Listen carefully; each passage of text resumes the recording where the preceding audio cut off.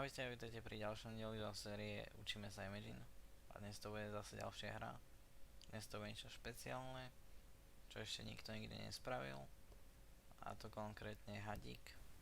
Takže najprv si musíme definovať pohyb, ako všetci vieme, tak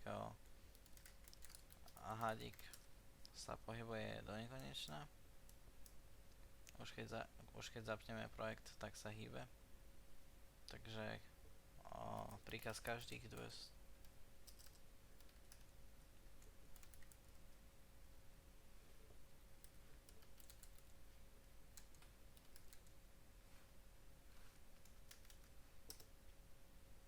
Takže takto máme. Samozrejme budeme na to nadväzovať.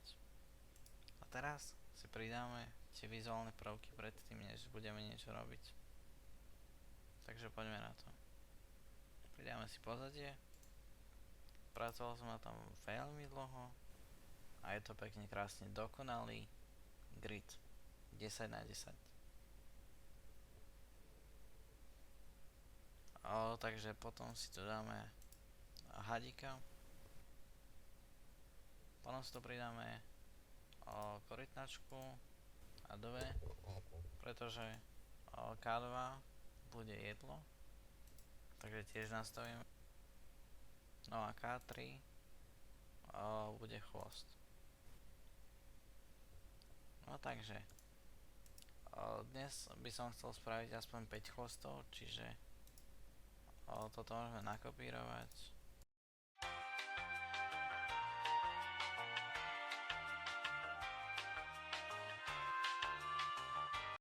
To sme mali. Potom si pridáme text 1, ktorý bude slúžiť ako skorbar. 26, momentálne skôr 0. Taktiež chceme priesvitné pozadie.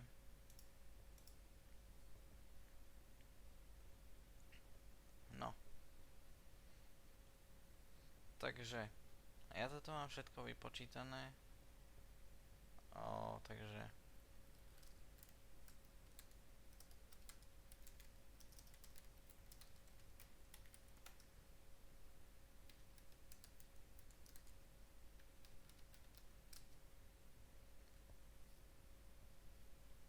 Takže takto to je. A taktiež som si vypočítal, že počkajte chvíľočku. To bude domovská pozícia. Vypočítal som si, že každý tento štvorček je 49 pixelov na 49 pixelov. A potom som si vypočítal toto.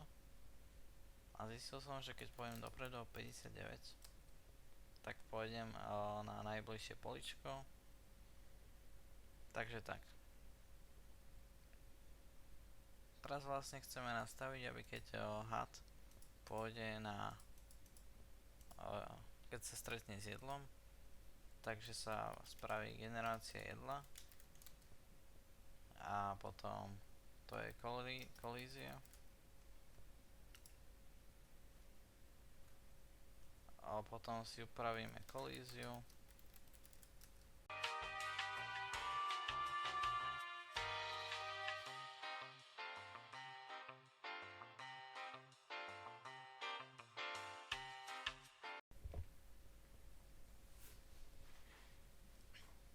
Takže takto.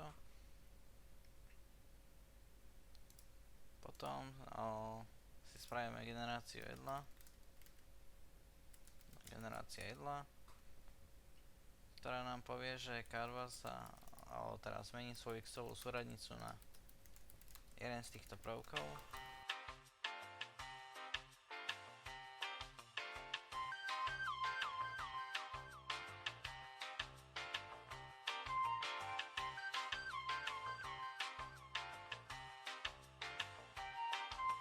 Takže dal som si sem svoje hodnoty a ešte som zavolal pridať príkaz pohyb, ktorý spraví, ako sme si v minulej epizóde nastavili.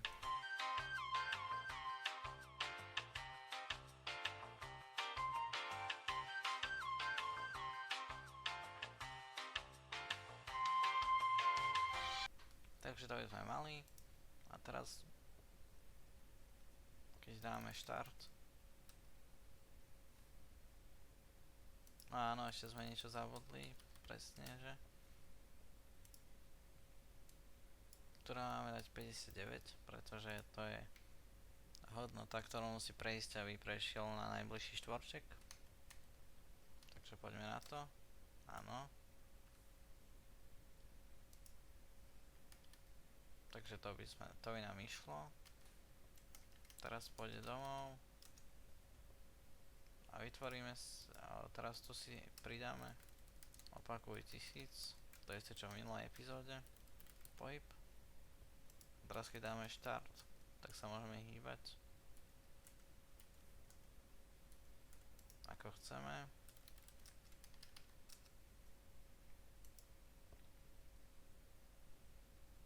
A samozrejme takisto ako v minulej epizóde, tak som to tu prehodil. Neviem prečo sa to mýlim. Takže teraz by to malo ísť. Áno, výborne. A teraz skúsime aj generáciu jedla nastaviť, čiže dáme si reaguje na zrážku. Reaguje na zrážku. A zase to zapneme. Ako môžete vidieť, tak to funguje, pripočíta sa nám skóre. A jedlo zmení svoju pozíciu na v podstate náhodnú v tomto 8x8 gride. Takže takto. Potom si chceme nastaviť, aby sa tieto chvosty dávali na poslednú pozíciu K1. Najprv si to ukážeme na jednom chvoste a potom to aplikujeme na ostatné chvosty. Vytvoríme si procedúru K1 POS, ktorá vytvorí globálnu premennú K1X a K1Y,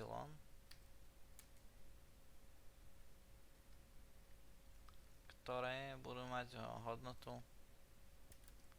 x-ovej súradnice K1 a y-ovej súradnice K1, čiže takto. A potom toto všetko by fungovalo, ale my chceme viac chvostov. Čiže si dáme, že ak je hodnota takže si dáme ak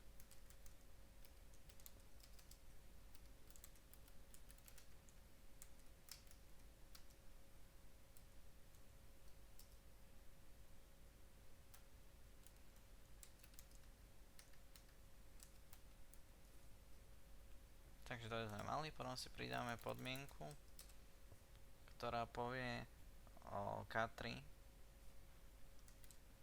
aby sa premiestnila na tú pozíciu, ktorú si dáme na K1 POS. Takže poďme na to. Ten istý systém.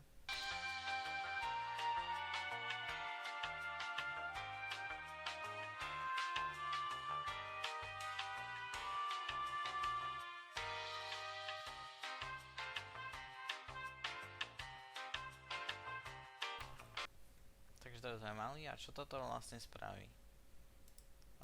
Dopíšeme to sem do štartu, že korytnačka keď ešte stojí, tak zistí svoju vlastnú pozíciu K1, prejde dopredu o jeden štvorček a potom sa na tú zistenú pozíciu presunie K3. Čiže na poslednú pozíciu, kde bola K1, zrá K3. Dúfam, že to je pochopiteľné. A poďme si to teda vyskúšať, ale ešte predtým, ako si to vyskúšame, tak si to znázorníme. K1X, K1 POS, alebo teda X-ová súradnica, to je s Y. A teraz si vypíšeme X-ovú súradnicu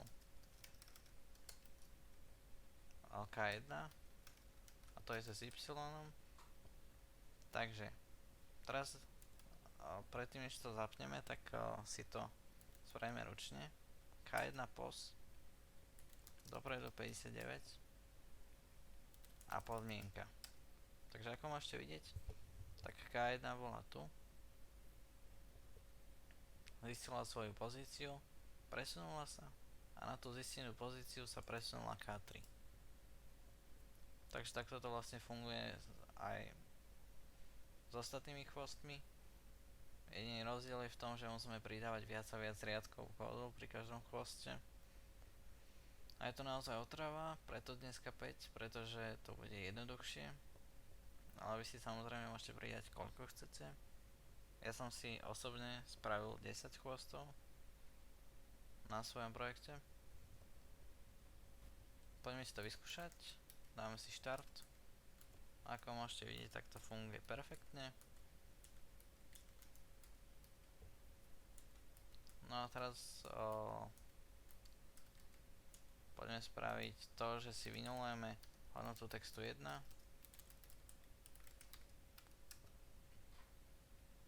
Skrieme K3 a dáme štart. A teraz keď získame prvý bod, tak dostaneme chvost K3. Takže funguje to presne tak, ako sme si to nastavili. Pracoval som na tom 2 dní. Áno.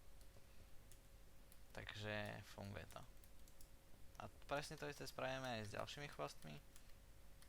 Jediná nevýhoda je, že už tie chvosty musíte mať pripravené a vedieť ich meno. Ale ináč to funguje bezchybne.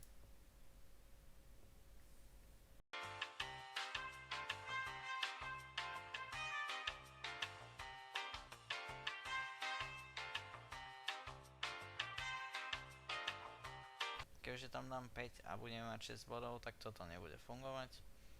Takže preto viac ako 4 body. A poďme tam dopísať.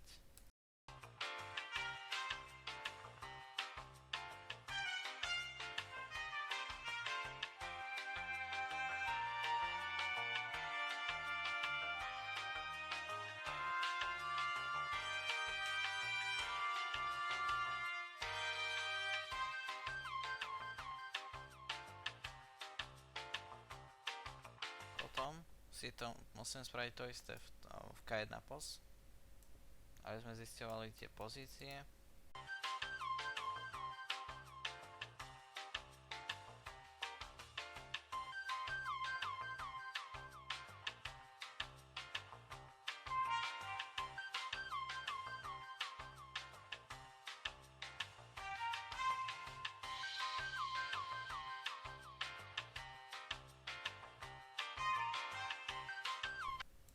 Vytvoríme si globálne procedúry K3 a K3 s Y, ktoré budú mať pozíciu K3.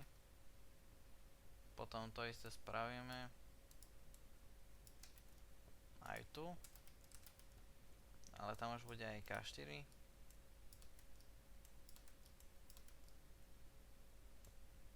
Potom to isté spravíme aj tu. Ono toho je hrozne moc, keď máte veľa chvostov, preto robím len 5.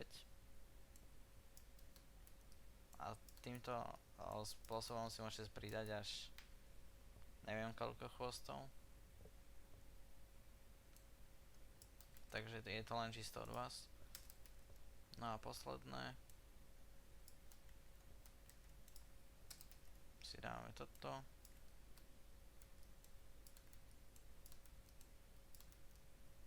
No a to by bolo všetko. A teraz to poďme všetko vyskúšať. Vynulujeme si text na 0. Teraz si pridáme podmienku ešte predtým, než to zapneme, tak podmienku 0, ktorá robí to, že ak je textová hodnota 0, tak skrie K3, K4, 4K, 5K.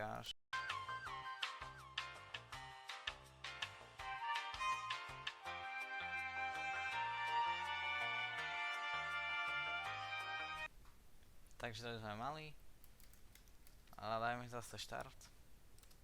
A už máme 2 chvosty, výborne. 3 chvosty. 4 chvosty. A 5 chvostov. Už viac ich nemôžeme mať. A už len zbierame body.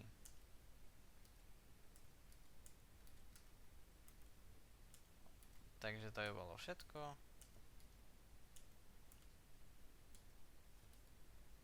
Neviem ako sme na tom časovo, ale dúfam, že v pohode.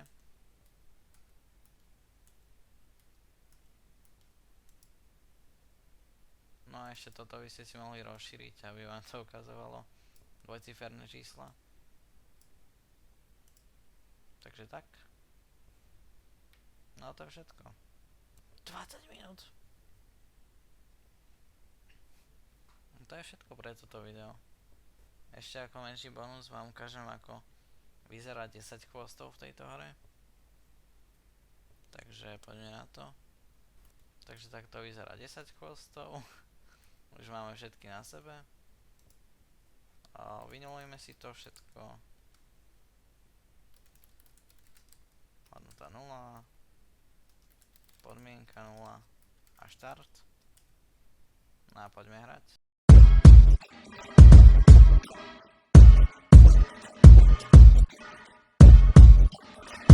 Takže to by sme mali všetko. Hadek funguje tak ako má, čiže tie 2 dni práce boli worth. Poďme sa teda pozrieť ako to vyzerá, keď máte 10 chvostov. Vyzerá to asi takto nejak. A to by bolo všetko pre toto video. Takže sa majte. A uvidíme sa na budúce.